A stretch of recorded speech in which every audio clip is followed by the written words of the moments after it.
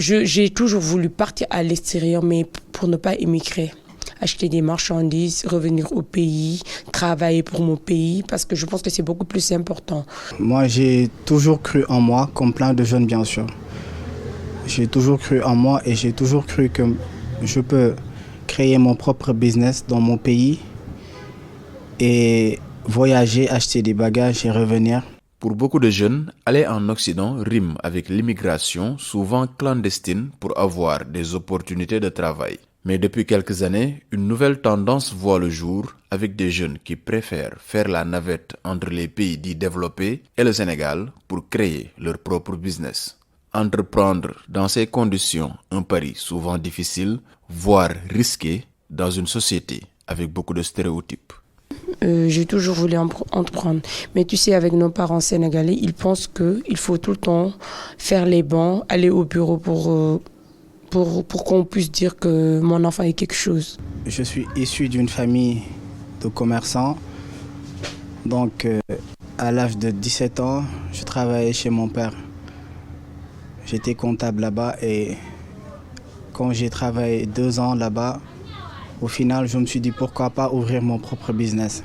Jeune et sans expérience solide dans le milieu du commerce, ils se lancent quand même dans le grand bain des affaires. L'une se lance dans la vente de tissus et l'autre dans la vente de parfums.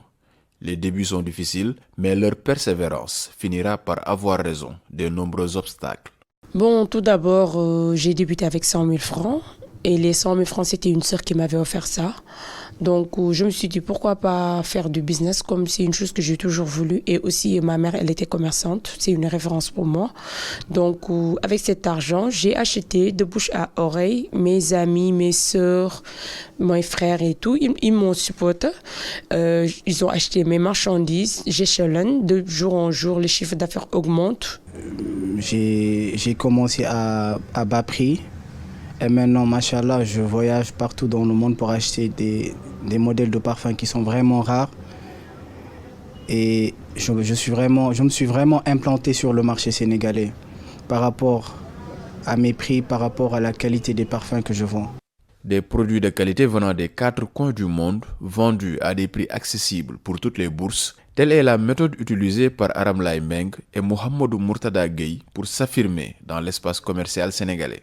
L'une dans la vente de tissus et l'autre dans la vente de parfums. 2 domaines différents, mais une même stratégie et une même volonté d'arriver à mettre en place des unités de production locale. Seydina Aba Gueye pour VOA Afrique, Dakar.